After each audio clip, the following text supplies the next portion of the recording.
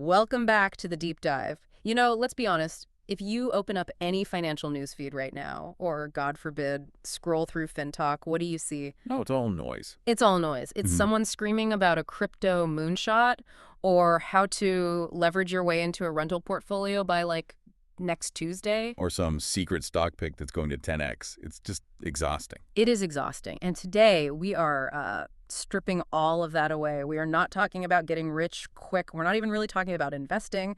Not yet. Not at all. We are talking about the absolute bedrock, the unsexy, boring, but, critical piece of infrastructure that actually keeps you alive when the financial world tries to kill you. That's it, exactly. We are talking about the specific mechanism that lets you sleep at night. Right. And I mean really sleep. Right. Because if you don't get this one step right, the rest of the structure, the compounding, the portfolio, the freedom, it's all fake. It's a penthouse built on a foundation of sand. Before we start digging in, let's orient ourselves. We are walking through a very specific system here, and the source material makes a distinction that I think a lot of people miss. They do. This series is about financial independence, not wealth. Now, to the average person, isn't that just semantics? Isn't having a pile of money just having a pile of money? You'd think so, but the distinction is actually the difference between success and failure. Wealth is about abundance. It's luxury, it's surplus, it's buying the boat. Okay. Financial independence is, well, it's technical, it's an engineering term. It means freedom from dependency on a paycheck. It means your assets cover your survival. So the goal of this strategy is independence first. Independence first. If you chase wealth before you have independence, you're just a rich person who is still trapped. Okay, I can see that. Freedom first, luxury later. Now, to give credit where it's due, we need to acknowledge the architect of this system. Right. We're analyzing the 3 stages, 13 steps to financial independence, developed by Tamir Kaham. Tamir is the originator and architect of this entire strategy. He is. And he's also the creator of the YouTube channel, The Golden Path to Financial Independence. And he's the official Hebrew translator of The Richest Man in Babylon. It's this specific blend of modern systems engineering with ancient financial wisdom that makes this approach so powerful. And today we are discussing stage 2, step 7 of the strategy. Step 7. So if we look at the map, where exactly are we? We are crossing a threshold. We're in stage 2, building financial resilience. Everything we've discussed in previous deep dives, the mapping, the budgeting, cash flow, that was all preparation. That was packing the bags. Exactly. Step 7 is the transition from preparation to genuine protection. In the rocket launch analogy that kind of permeates this whole system, this is stage separation. Stage separation. I want to get into that because I think it's the strongest visual in the whole strategy. But first, let's bring this down to earth. Yep. The source materials uses this scenario. It calls it the 2 a.m. heartbeat test. Yeah. This just cuts through all the spreadsheets. It's not about math. It's about physiology. So paint the picture for us. It's 2 a.m. You're dead asleep. Your phone rings. It's not a wrong number. It's a crisis. Maybe your transmission just blew up on the highway. Maybe it's a medical emergency. Maybe your boss just emailed saying, don't come in tomorrow. Right. In that split second, as you reach for the phone, what happens to your stomach? That's the question. Do you feel that cold knot, that instant spike of cortisol, the panic of, how am I going to pay for this? Or do you just feel annoyed? Just annoyed that you woke up? Right. If you have a fully funded emergency fund, the emotion is annoyance. It's an inconvenience. If you don't, it's a catastrophe. That difference in heart rate. That is what we are building today. But here's the thing. Most people I know, even high earners, would fail that test. They are walking a financial tightrope. They are. Yeah. And this deep dive is specifically for that person moving from the identity of an employee, someone who depends on the next check to survive, to the identity of an asset owner. And you can't be an asset owner if a single blown tire forces you to sell your assets. You just can't. Which brings us to the core metaphor here, the fortress. Right. Why a fortress? Why not just call it savings? Savings is a weak word. Yeah. I mean, it sounds passive. A fortress is defensive. Think about a skyscraper or the pyramids. Everyone looks in the top, the glass, the height. That's the investment portfolio? That's the portfolio. But you cannot build a 100-story tower on a foundation that was meant for a shed. Because when the ground shakes, and the financial ground always shakes eventually, the whole tower comes down. Exactly. The emergency fund is the foundation. It combines modern risk management with that ancient richest man in Babylon wisdom of keeping a part of all you earn. So if you skip this and go straight to buying stocks... You're building on a fault line. Simple as that. Okay, let's go back to the rocket. You mentioned stage separation. To me, this explains the why better than anything else. Can you break down the physics for us? Sure. Think of a Saturn V rocket. To get out of the atmosphere, to fight gravity, you need that massive bottom section, the booster stage. The huge, heavy part. It is huge, heavy, and it burns a tremendous amount of fuel. And gravity, in this analogy, that's just life. Gravity is Murphy's Law. It's the broken heater, the dental emergency, the layoff. That is the force that's always pulling you down. The booster stage, your emergency fund, has one job: to take the hit, to burn its fuel so the main ship doesn't have to. And the main ship is my retirement accounts, my investments. Correct. The booster separates and falls away so the main ship can reach orbit. If you don't have a booster, aka the emergency fund. Then when gravity pulls, you have to burn fuel from the main ship. Yes, you have to raid your 401k or sell your stocks to fix your car. Which is a disaster. You're cannibalizing your future to survive the present. And that's a key psychological shift here. The emergency fund is designed to be burned. When you spend it on a true emergency, you haven't failed. The system worked. The system worked. The booster did its job. That is a huge shift. I think people feel guilty using their savings. But you're saying, no, that's the design. It is the design. But here's the pushback, and I hear this from the optimizers constantly. They say, look, inflation is 3%, 4%. My savings account pays 1%. If I keep $20,000 in cash, I am literally losing money every year. That's stupid. I should put it in the S&P 500. I love that objection because it sounds so smart, but it's actually incredibly dangerous.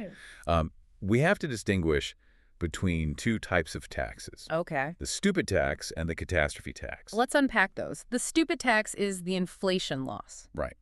Let's say you lose 2 or 3% of purchasing power on that cash. That feels stupid to the analytical brain. But you need to reframe it. That's not a loss. It's an insurance premium. It is an insurance premium. You pay car insurance every month, right? Sure. Do you get to the end of the year and say, damn, I didn't crash my car. I wasted all that money on premiums? No, of course not. I'm glad I was covered. Exactly. The inflation loss is the premium you pay for liquidity.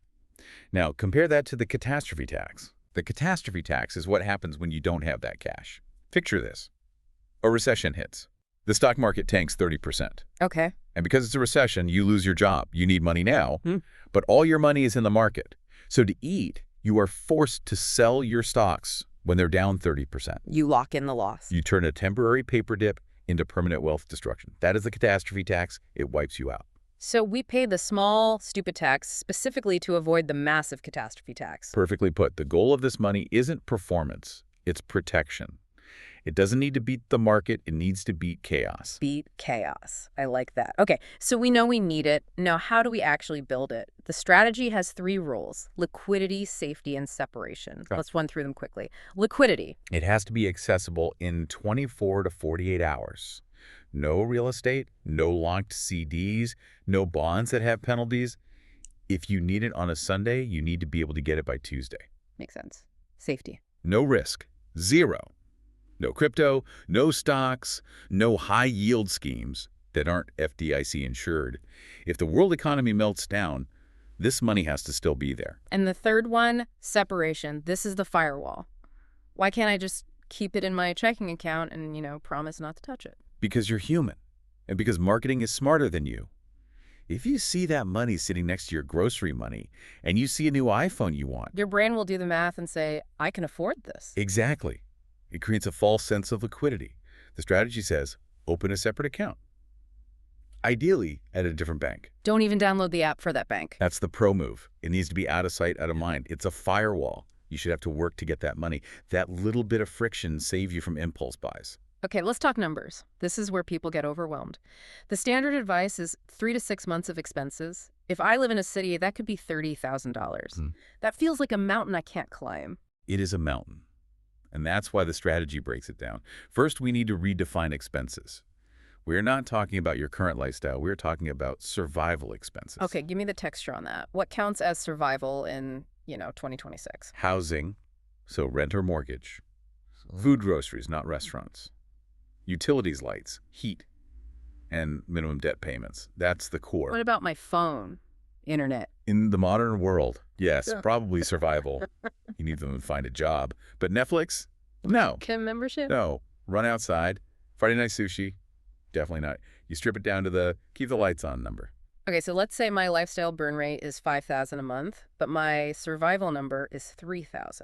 Right. So a 3-month fund is $9,000. That is the hill. Okay. The mountain is 6 months, which would be $18,000. And the strategy is to ignore the mountain for now. Ignore the mountain, aim for the hill. Psychologically, 9,000 is achievable. If you stare at 18,000, you might never start. But here's the magic. Once you climb the hill, once you see that $9,000 in the back, something clicks in your brain. The identity shift. Yes, you stop being a consumer who lives paycheck to paycheck. You become a saver. You walk differently. You have leverage. Yes. Once you hit the hill, climbing the rest of the way to the mountain is actually easy because you've built the muscle. It's that dopamine hit of seeing the comma in your bank balance. Okay, so we build the fortress, we have the cash.